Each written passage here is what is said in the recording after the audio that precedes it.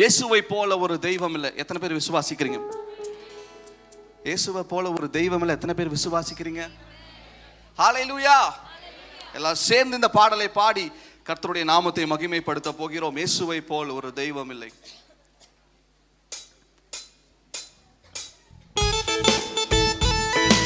கரங்களை கொண்டு வந்தவங்க நல்லா கரங்களை தட்டி இயேசுவுக்கு, மனுஷனுக்கு இல்ல, ஆண்டவருக்கு மகிமை உண்டாகும்படிக்கு நல்லா முழு உள்ளத்தோடு முழு பலத்தோடு அவரை ஆராதிக்க போகிறோம். இயேசுவை போல் ஒரு தெய்வம் இல்ல இந்த உலகத்தில், உம்மை போல யாரும் இல்ல.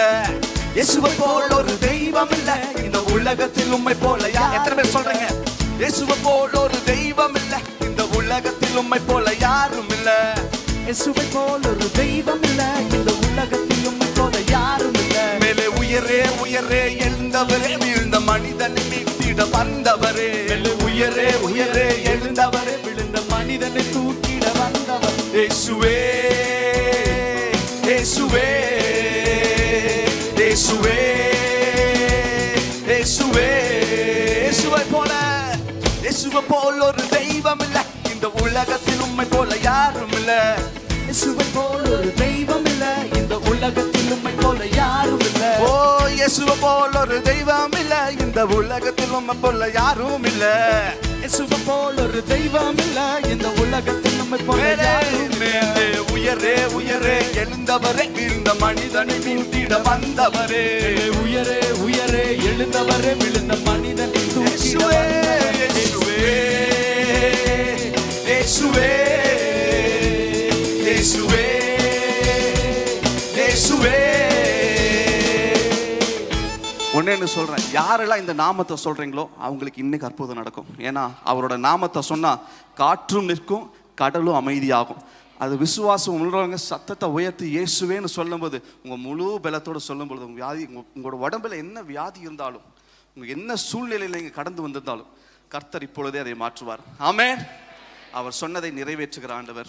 இயேசுவே இயேசுவே இயேசுவே இயேசுவே இயேசுவே. அப்படியே இயேசுவே இயேசுவே இயேசுவே. இயேசுவை போல, இயேசுவை போல ஒரு தெய்வம் இல்ல இந்த உலகத்தில், உம்மை போல யாரும் இல்ல. இயேசுவை போல் ஒரு தெய்வம் இல்ல இந்த உலகத்தில், உம்மை போல யாரும் இல்ல. மேலே உயரே உயரே எழுந்தவரே, விழுந்த மனிதனை மீட்டிட வந்தவரே. மேலே உயரே உயரே எழுந்தவரே, விழுந்த மனிதனை தூக்கிட வந்தவரே. தண்ணீரை ரசமாக மாற்றினீரே, அதை கண்டவர் உம்மை கண்டு வியந்தனரே. தண்ணீரை ரசமாக மாற்றினீரே, அதை கண்டவர் உம்மை கண்டு வியந்தனரே. கடும் காற்றையும் கடலையும் அதட்டினீரே, கடும் காற்று உம்மை கண்டு விலகினதே. கடும் காற்றையும் கடலையும் அதட்டினீரே, கடும் காற்று உம்மை கண்டு அடங்கினதே. இயேசுவே இயேசுவே இயேசுவே இயேசுவே. இயேசுவை போல ஒரு தெய்வம் இல்ல இந்த உலகத்தில், உம்மை போல யாரும் இல்ல. இயேசுவை போல் ஒரு தெய்வம் இல்ல இந்த உலகத்தில், உம்மை போல யாரும் இல்ல. மேலே உயரே உயரே எழுந்தவரே, விழுந்த மனிதனை மீட்டிட வந்தவரே. மேலே உயரே உயரே எழுந்தவரே, விழுந்த மனிதனை தூக்கிட வந்தவரே. இயேசுவே இயேசுவே இயேசுவே இயேசுவே. லாசருவே நீ வா என்றதும் அன்று மரித்தவன் உயிர் பெற்று நடந்தானே. லாசருவே நீ வா என்றதும் அன்று மரித்தவன் உயிர் பெற்று நடந்தானே. உங்க வார்த்தையில் உள்ளது வல்லமையே, அது ஜீவனை தந்திடும் நிச்சயமே. உங்க வார்த்தையில் உள்ளது வல்லமையே, அது ஜீவனை தந்திடும் நிச்சயமே. ஓ, லாசருவே நீ வா என்றதும் அன்று மரித்தவன் உயிர் பெற்று நடந்தானே. லாசருவே நீ வா என்றதும் மரித்தவன் உயிர் பெற்று நடந்தானே. உங்க வார்த்தையில் உள்ளது வல்லமையே, அது ஜீவனை தந்திடும் நிச்சயமே. வார்த்தையில் உள்ளது வல்லமையே, அது ஜீவனை தந்து நிச்சயமே. இயேசுவே இயேசுவே இயேசுவே இயேசுவே. இயேசுவை போல ஒரு தெய்வம் இல்ல அந்த உலகத்தில், உம்மை போல யாரும் இல்ல. இயேசுவை போல் ஒரு தெய்வம் இல்ல இந்த உலகத்தில் உம்மை போல யாரும் இல்ல. மேலே உயரே உயரே எழுந்தவரே விழுந்த மனிதனை மீட்டிட வந்தவரே. உயரே உயரே எழுந்தவரே விழுந்த மனிதனை தூக்கிட வந்தவரே. இயேசுவே இயேசுவே இயேசுவே இயேசுவே.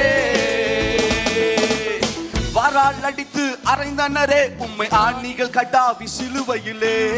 வரால் அடித்து அறைந்தனரே உம்மை ஆணிகள் கடாவி சிலுவையிலே. ஆனால் மரித்த பின்பு மூன்றாம் நாள் நீர் உயிருடன் எழுந்தது சரித்திரமே. மரித்து பின்பு மூன்றாம் நாள் உயிரோடு எழுந்தது சரித்திரமே. இயேசுவே. அப்படி எழுந்து நின்று பாடலாமா? இயேசுவே இயேசுவே. சத்தத்தை உயர்த்தி இயேசுவே இயேசுவே இயேசுவே இயேசுவே இயேசுவே இயேசுவே. லாசருவே லாசருவே நீ வா என்பதும் அன்று மரித்தவன் உயிர் பெற்று நடந்தானே. லாசருவே வா என்பதும் அன்று மரித்தவன் உயிர் பெற்று நடந்தானே. உங்க வார்த்தையில் உள்ளது வல்லமையே அது ஜீவனை தந்திடும் நிச்சயமே.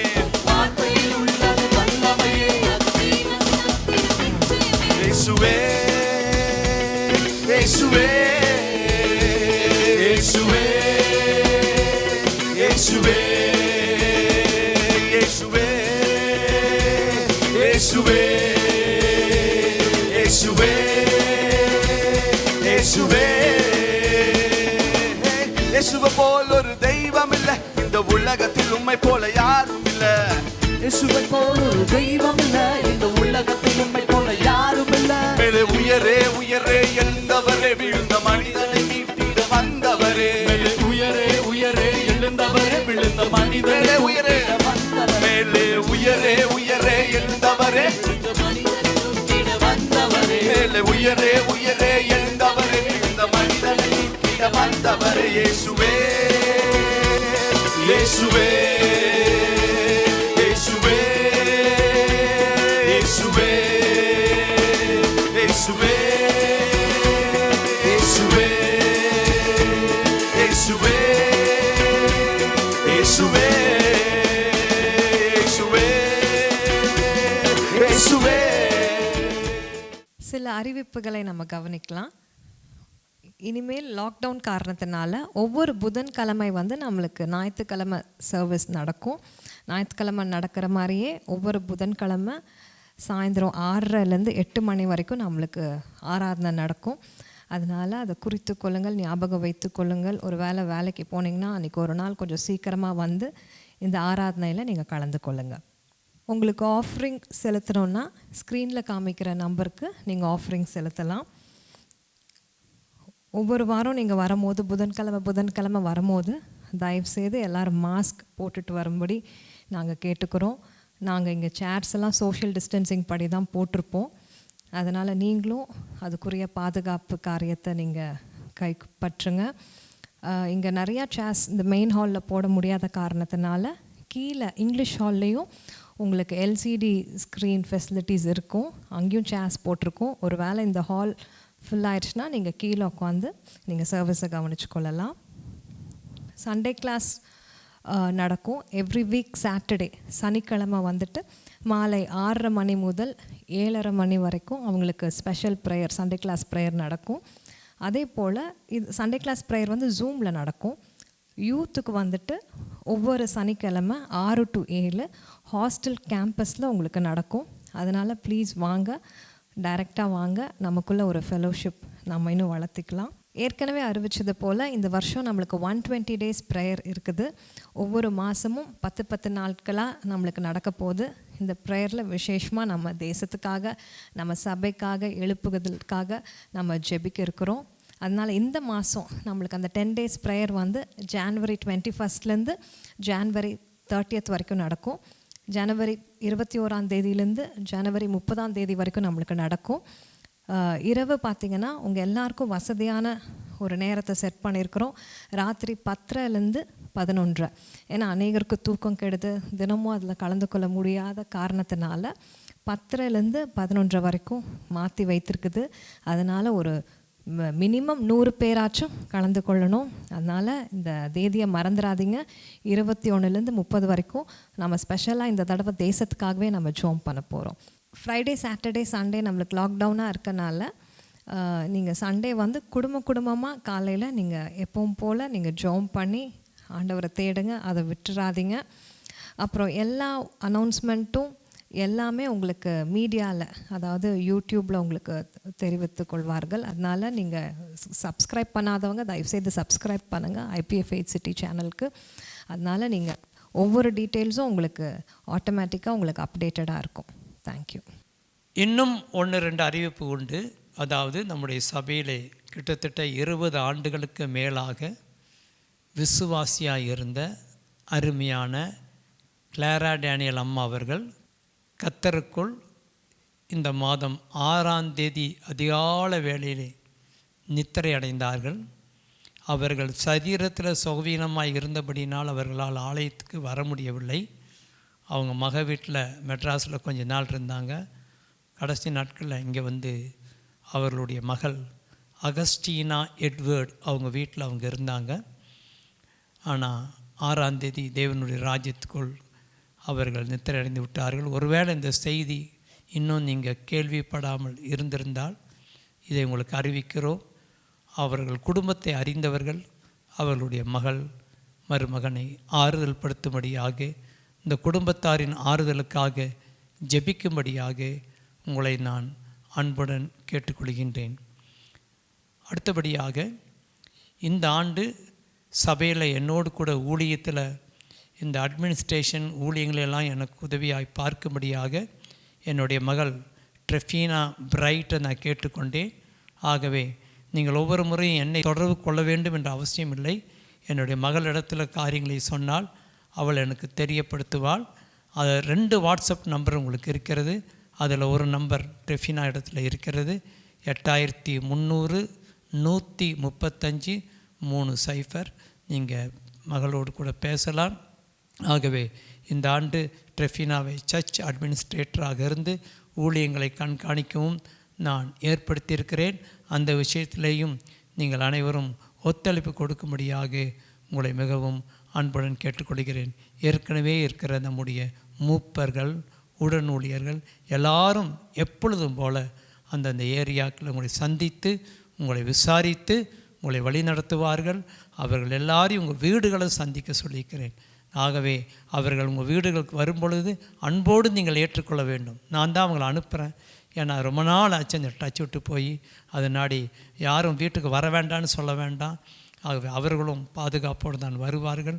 ஆகவே இந்த மாதத்துக்குள்ளே எல்லா வீட்டையும் இந்த வருஷ ஆரம்பத்தில் சந்தித்து ஜெபிக்கும்படியாக கேட்டுக்கொண்டிருக்கிறேன். என்னுடைய சார்பாக அவர்கள் வரும்பொழுது நீங்கள் அன்போடு ஏற்றுக்கொள்ள வேண்டும். சீசன் என்னும் நாமத்தின் நிமித்தம் சீசனை ஏற்றுக்கொள்கிறவன் அதற்குரிய பிரதிபலனை பெற்றுக்கொள்வான் என்று சொல்லப்பட்டிருக்கிறது. சந்தோஷமாக ஏற்றுக்கொண்டு உங்கள் காரியங்களை சொல்லுங்கள். அவர்கள் விசாரித்து எனக்கு தெரியப்படுத்துவார்கள். நான் உங்களுக்காக ஜெபம் பண்ணுகிறேன். சபையினுடைய ஒழுங்கை தயவு செய்து அனைவரும் பின்பற்ற வேண்டும் என்று கேட்டுக்கொள்கிறேன். டீன்ஸ், வாலிபர்கள் சண்டே கிளாஸ் அவங்கவுங்க லீடர்ஸ் கூட்டங்களை நடத்துவார்கள். நீங்கள் பங்கெடுங்க. கர்த்தர் நம்மை ஆசீர்வதிப்பாராக. Praise the Lord. நாம் கர்த்தருக்கு கொடுக்க வேண்டிய காணிக்கை மற்றும் தசமங்களை உங்கள் கைகளில் எடுத்து வைத்துக் கொள்ளலாம். இப்பொழுது நான் ஜெபிக்கிறேன். அன்பு மகா பரிசுத்த பரலோக பிதாவே, மை சோத்தரிக்கிறோம், துதிக்கிறோம். ஆண்டவரே கொடுக்கப்பட்ட அருமையான இந்த நாளுக்காக நன்றி செலுத்துகிறோம்.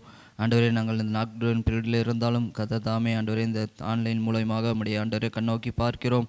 கர்த்தர் தாமே ஆண்டவரை கொடுக்கிற கரங்களை ஒவ்வொருவரையும் ஆசீர்வதிப்பீராக. அப்பா, கடன் பிரச்சனைகள் எல்லாம் மாறட்டும். ஆண்டவரை தேவைகளை சந்திங்கப்பா. ஆண்டவரை கொடுக்கிற காணிக்கை பகுதியில் மற்றும் தசம்பாங்களை ஆசீர்வதித்து தருவீராக. ஆண்டவரை கொடுக்கிற ஒவ்வொருவரையும் இரட்டி மடங்காக பெருக செய்யுங்க தகப்பனே. ஆண்டவரை தேவைகளை பூர்த்தி செய்யுங்க. ஆண்டவரே சோத்தரிக்கிறப்பா. எல்லா தடைகள் மாறட்டும். ஆண்டவரை ஆண்டவர் பொறுப்படுத்தி வழிநடத்து. இயேசு நாமத்தை ஜெபிக்கிற ஜீவன் நல்ல பிதாவே, ஆமென்.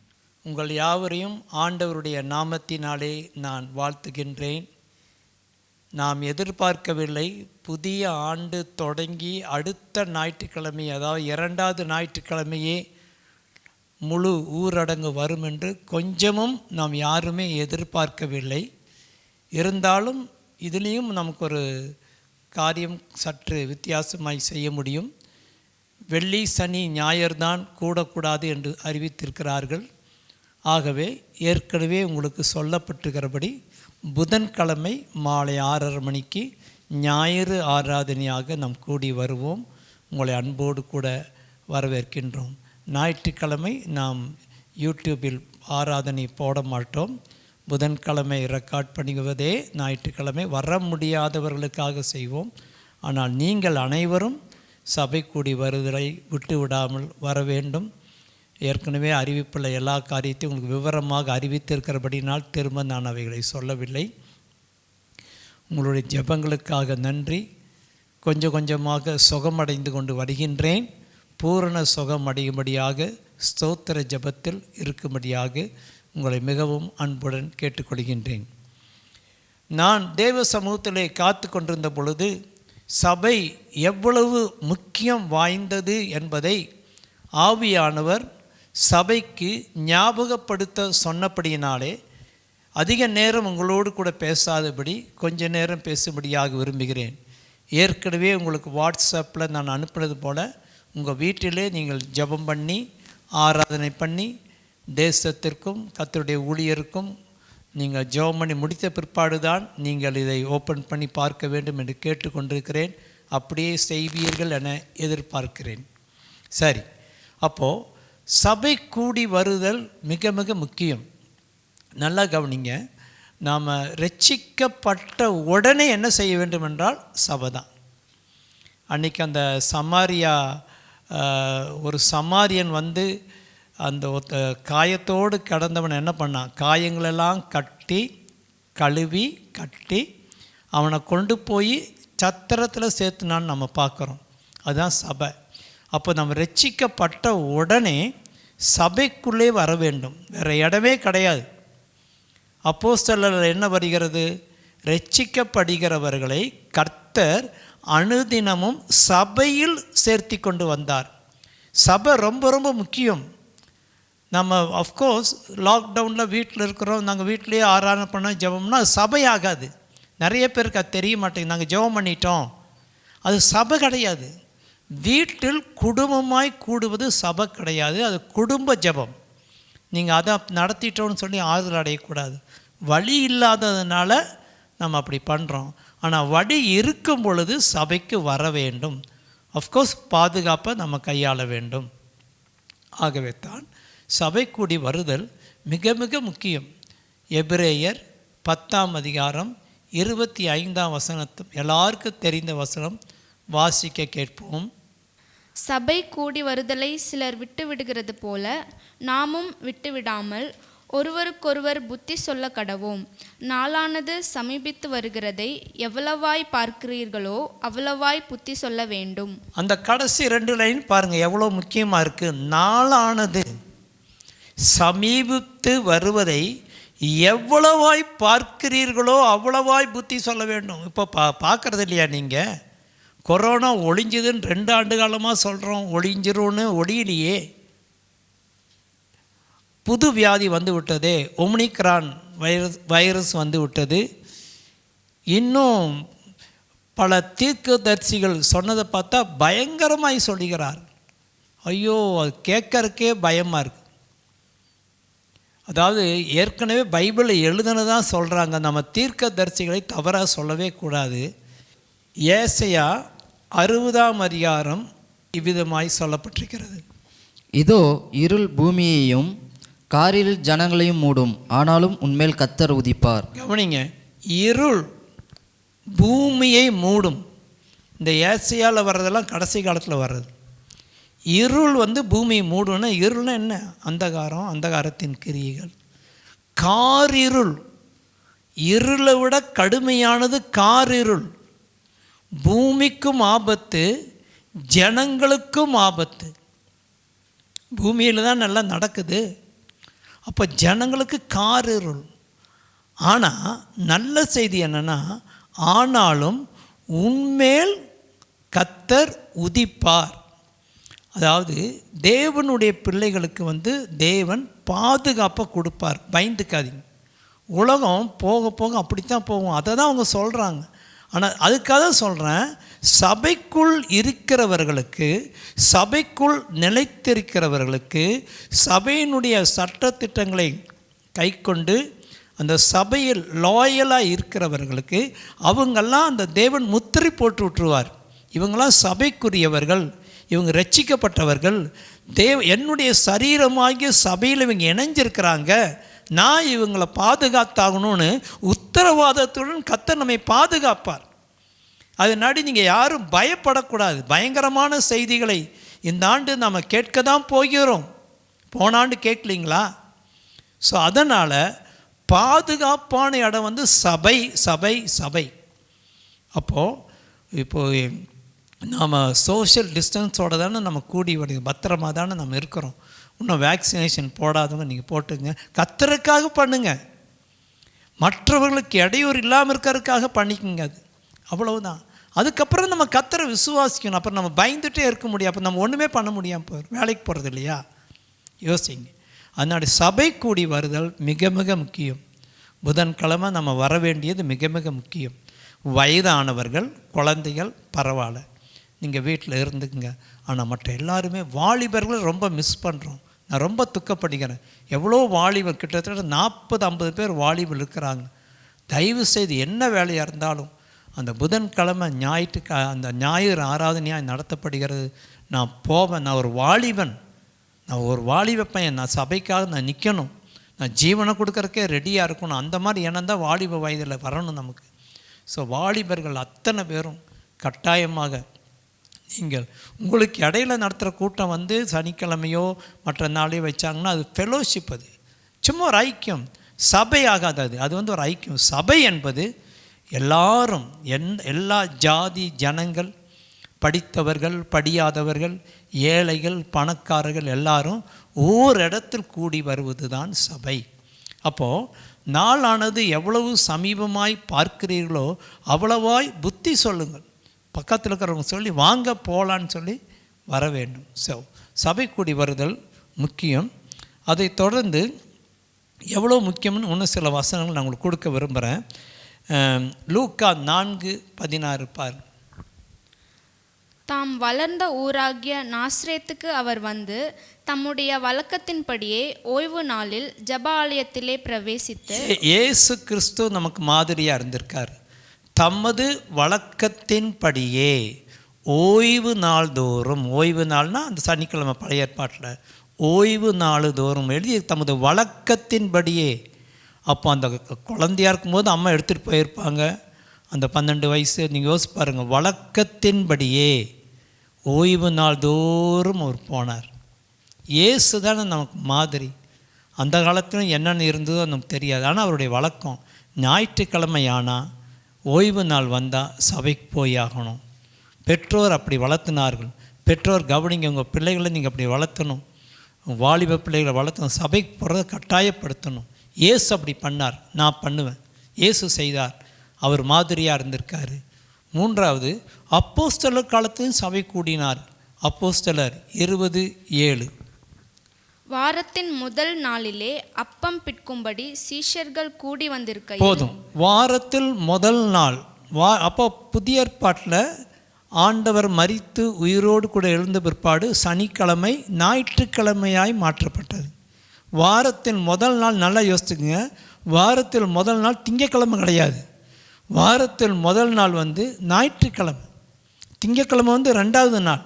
அப்போது அந்த வாரத்தின் முதல் நாள் தோறும் அவர்கள் கூடினார்கள். சபையாக எல்லா ஊர்களிலும் நடத்தப்பட்டது. எருசலேமில் மாத்திரமல்ல, எங்கெங்கெல்லாம் சபைகள் பரவிச்சோ அத்தனை இடங்களிலும் நடத்தப்பட்டது. இது வேற ஒரு இடம். சரி, அடுத்தபடியாக பார்த்தீங்கன்னா இவங்க இப்படி பண்ணினதுனால ஆண்டவர் என்ன பண்ணான்னா, லூக்கா 2:47 அப்போஸ்தலர் 2:47 ரட்சிக்கப்படுகிறவர்களை அனுதினமும் சபையில் சேர்த்து கொண்டு வந்தார். ஆட்டோமேட்டிக்காக நடக்குது பாருங்கள். நாம் ஏன் சபைக்கு வரோம்? நம்ம வர வர மற்றவங்களும் வர ஆரம்பிச்சிருவாங்க. இவ்வளோ பெரிய கட்டடத்தில் நாமே கூடட்டினா எப்படி புதிய ஆத்துமாக்கள் வருவார்கள்? நாம் கூடுறது பார்த்து தான் அவங்களும் வருவாங்க. அப்போ ரட்சிக்கப்படுகிறவர்களை சபையில் கர்த்தர் அனுதினமும் சேர்த்து கொண்டு வந்தார். சபை ரொம்ப ரொம்ப முக்கியமானது. இன்னும் பார்த்தீங்கன்னா அப்போஸ்தலர் 2:42 படிங்க. அவர்கள் அப்போஸ்தலருடைய உபதேசத்திலும் அந்யோன்யத்திலும் அப்பம் பிட்குதலிலும் ஜெபம் பண்ணுதலிலும் உறுதியாய் தரித்திருந்தார்கள். ஆதி சபையார் 4 காரியங்கள் பலமுறை பிரசங்கம் பண்ணிக்கிறேன். அவங்க அந்யோன்யத்தில் அந்யோன்யங்கிறது ஐக்கியம். சபைக்கு எதுக்கு வருகிறோம்? ஐக்கியம். கட்டாயம் ஐக்கியம் உண்டாகணும். நம்ம ஒரு சிலர் சொன்னாங்க வந்தால் யாருமே பேசுறதில்லை அப்படி இல்லை. எல்லாரும் பாஸ்ட் எத்தனை பேர் விசாரிப்பார்? 10 பேர் அதிகபட்சம் விசாரிக்க முடியும் கூட்டம் முடிஞ்சோன்னே. விசாரிக்கிறனா தனித்தனியாக பார்த்து பேச முடியாது இல்லையா? அப்போ ஒருவருக்கொருவர் விசாரிக்க வேண்டும்.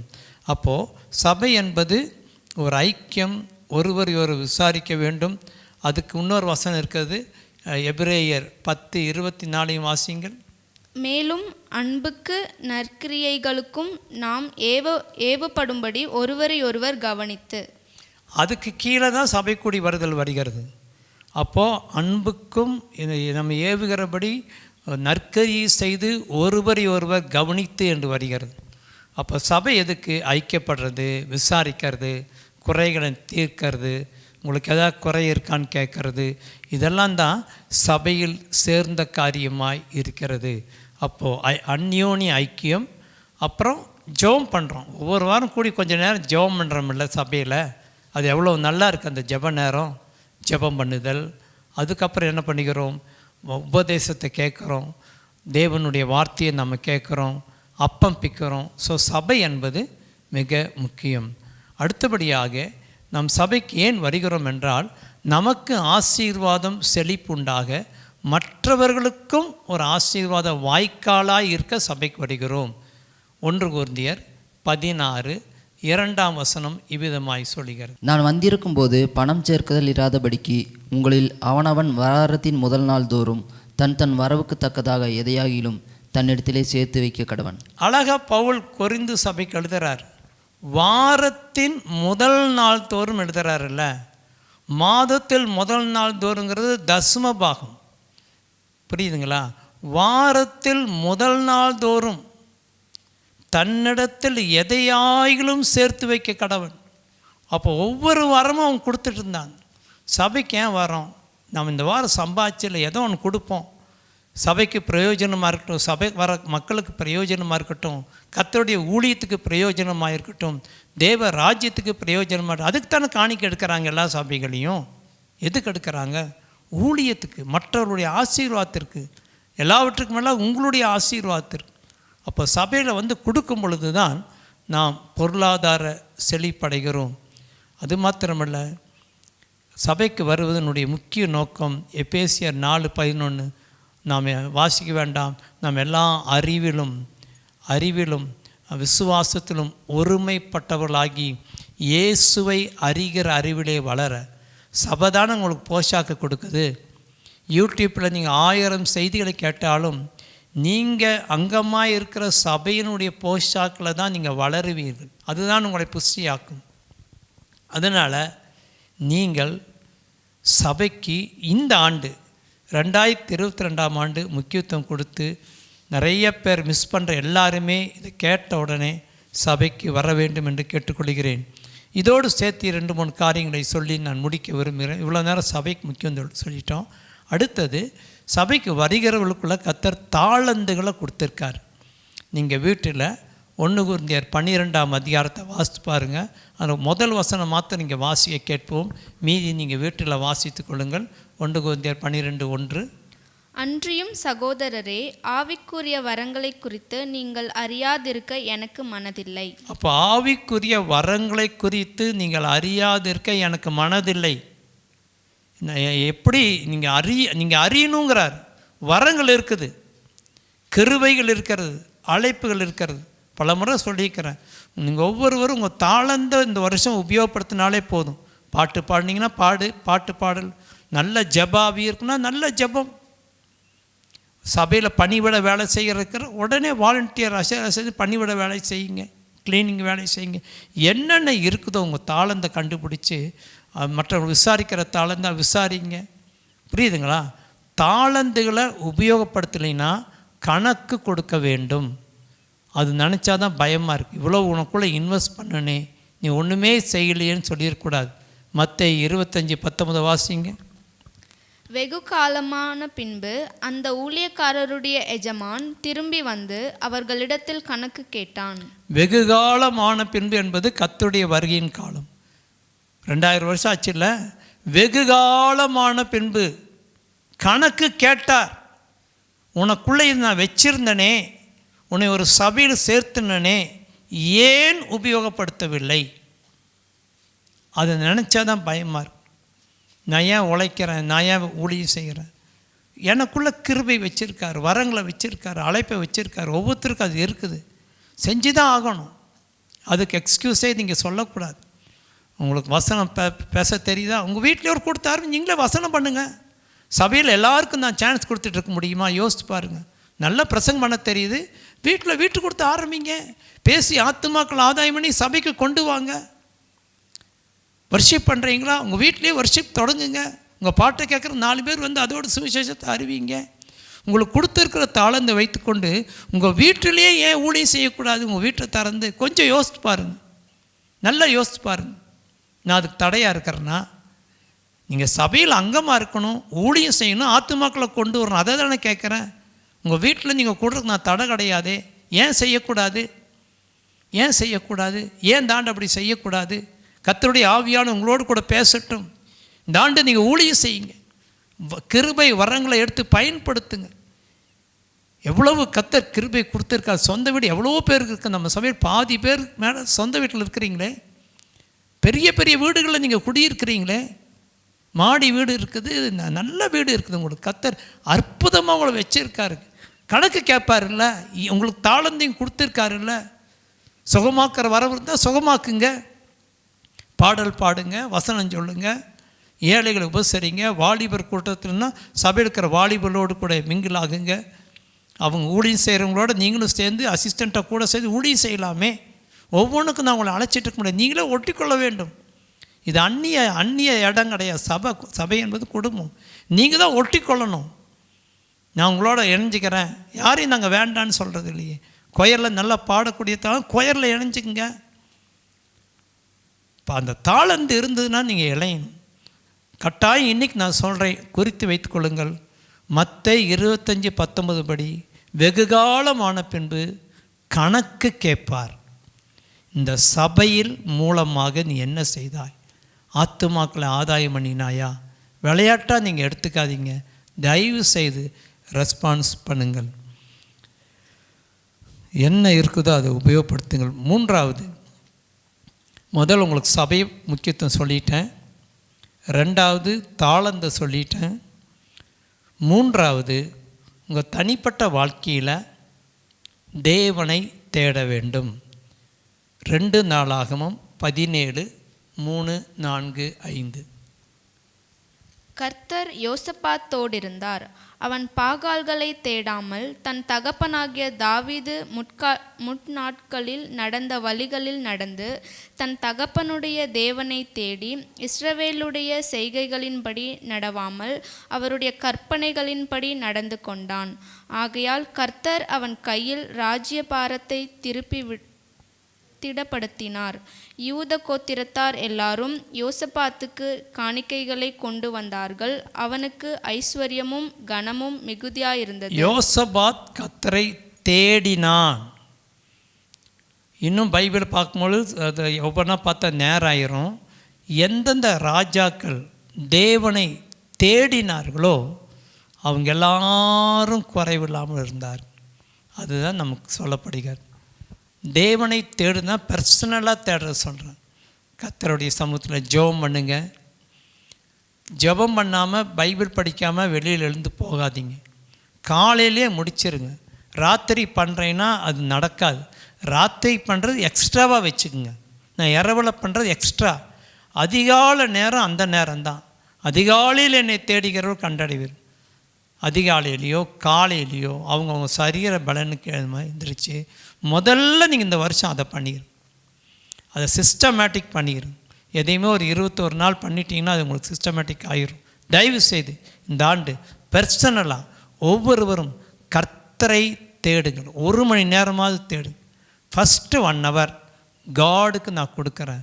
இந்த 24 மணி நேரத்தில் முதல் மணி நேரம் கர்த்தருக்கே உரியது. ஆமேன் சொல்லுவோம். ஆமேன். கர்த்தருக்கு அதுதான் அது தசம்பாகம் அல்ல. தசமான 2.5 மணி நேரம் கொடுக்கணும்.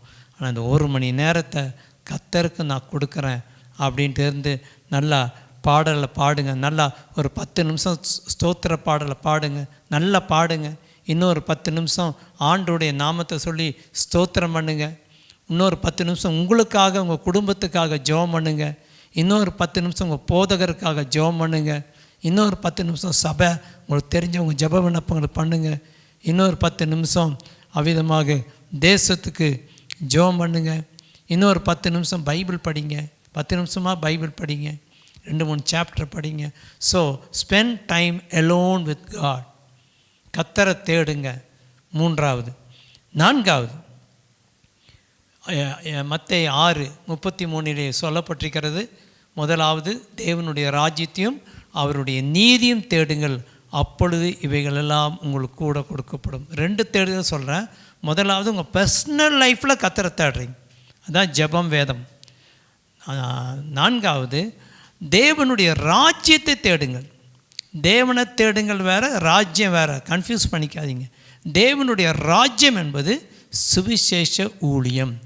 அதுக்காக தான் அந்த 22 பேருக்காக ட்ராக் கொடுங்கன்னு உங்களுக்கு எல்லாருக்கும் கொடுத்தேன். எவ்வளோ பேர் எடுத்துகிட்டு போனீங்கன்னு தெரியாது, எவ்வளோ பேர் கொடுத்துட்ருக்கிறீங்கன்னு தெரியாது. அதை செய்யுங்க. அது ஒரு நல்ல டூல். ஒருத்தக்கிட்ட போய் சும்மா இயேசு பற்றி எப்படி பேசுகிறது ஆரம்பிக்கிறதுக்கு இது ஆரம்பிக்கிறதுக்கு உதவி செய்யும். நேரங்கள் என் வீட்டுக்கு வர ஒவ்வொருத்தருக்கும் என்னுடைய விசுவாச அறிக்கையை நான் கொடுப்பேன். அல்லது வார்த்தையாக மாத்தையாக புக்கை கொடுப்பேன். ஏதாவது ஒன்று நான் கொடுப்பேன். இல்லைன்னா 2 வார்த்தை சொல்லுவேன். புதுசாக வர்றவங்க அதை பழக்கப்படுத்திக்குங்க. வேலை செய்கிற இடத்துல கட்டாயமாக தேவ ராஜ்யத்தை தேடியே ஆகணும். அந்த பவுல் சொல்கிறாருல்ல, அந்த 6 ஆயுதம், அந்த 6 ஆயுதத்தில் ஒரு ஆயுதம் சமாதானத்தின் சுவிசேஷம் என்கிற பாதரட்சியை தொடுத்து கொண்டவர்கள். அந்த பாதரட்சினா வெளியில் போகிறது. அப்போ அந்த டெய்லி அந்த பாதரட்சியும் சாத்தானை எதிர்க்கிறது. சுவிசேஷ ஊழியம் சாத்தானை எதிர்க்கிறது. கட்டாயம் ஆண்டோடைய பிள்ளைகள் சுவிசேஷத்தை அறிவிக்க வேண்டும். அதுதான் தேவனுடைய ராஜ்யத்தை தேடுகிறது. ஒரு 2 வருஷத்துக்கு முன்னால் ஒருத்தர் வந்திருந்தார். அவர் சொன்னார், ஒரு ஆளுக்கு சுவிசேஷம் அறிவிக்காமல் நான் படுத்ததே இல்லைங்கிறார். டெய்லி ஒரு ஆளுக்கு நான் பண்ணுவேங்கிறார். உங்களை அப்படி செய்ய சொல்லியே வாரத்தில் ஒரு நாள் கூட சொல்ல மாட்டீர்களா? யோசிச்சு பாருங்கள். கட்டாயமாக சுவிசேஷத்தை அறிவிப்பது நம் பேரில் விழுந்த கடமையாக இருக்கிறது. அதன் மூலமாக தான் சபை வளரும். நம்ம எங்கேயோ சொல்கிறோம், நம்முடைய உண்மையை பார்த்து கர்த்தர் ஆத்துமாக்களை கொண்டு வருவார். எப்படியோ ஊழியம் செய்யணும். ஒன்றா யூடியூப்பில் நீங்களே பிரசங்கம் பண்ணுங்கள், மெசேஜ் அனுப்புங்க, வாட்ஸ்அப்பில் அனுப்புங்க. ஏதோ ஒரு விதத்தில் அந்த சுவிசேஷ ஊழியம் செய்வது தான் ஆண்டவருக்கு பிரியமான ஊழியம். இந்த ஆண்டு ஹோல் சர்ச் அதில் ஈடுபடுங்க, டீமாக கூடுங்க. அதோடு கூட அந்த சுவிசேஷ ஊழியத்தோடு கூட ஜெப நடையும் பண்ணுங்கள். ஜெப நடை பண்ணுங்கள். 10 நிமிஷமாவது நீங்கள் வாக்கிங் போகிறக்கு முன்னால் சொல்லுங்கள். இந்த 10-15 நிமிஷம் ஜெப நடை கொடுத்துட்டு அப்புறம் நீங்கள் என்னமோ யோசிங்க, என்னமோ பாட்டு கேளுங்க. அந்த ஜெப நடையை ரெகுலர் பண்ணிக்கிங்க. எல்லா ஏரியாவிலும் நடங்க. ஆண்டவரே, இந்த ஏரியாவில் இருக்கிற மக்கள் சபைக்கு வரட்டும், ரட்சிக்கப்படட்டும், அவங்க சாத்தானுடைய கட்டிலிருந்து விடுதலையாக்கப்படட்டும். இதுதான் தேவனுடைய ராஜ்யத்தை தேடுகிறது. கடைசியாக உங்கள் குடும்பத்தோடு கூட நேரத்தை செலவழிங்கள். குடும்பம் ரொம்ப ரொம்ப முக்கியம். என்ன வேலையாக இருந்தாலும் உங்கள் கணவன், மனைவி, பிள்ளைகளோடு கூட நீங்கள் நேரத்தை செலவழிங்கள். அவங்களோடு கூட சந்தோஷமாக இருங்க. நீங்கள் மாத்திரம் தனியாக ஆலயத்துக்கு வந்துட்டு போய் சந்தோஷப்படாதீங்க. வந்தீங்கன்னா குடும்பமாக வாங்க. எல்லாரோடையும் குடும்பத்தில் நல்ல ஒரு அன்பு தகப்பனாக, நல்ல ஒரு அன்பு தாயாக, பிள்ளைகளுக்கு அன்பு செலுத்தி எல்லாருடைய குடும்பத்திலும் குடும்ப ஜெபம் காணப்பட வேண்டும். தயவு செய்து காலை நேரம் அல்லது இரவு நேரம் குடும்பமாக ஜெபம் பண்ணுங்க. கர்த்தருடைய ஆசீர்வாதம் உங்கள் குடும்பத்தின் பேரில் இருக்கும்.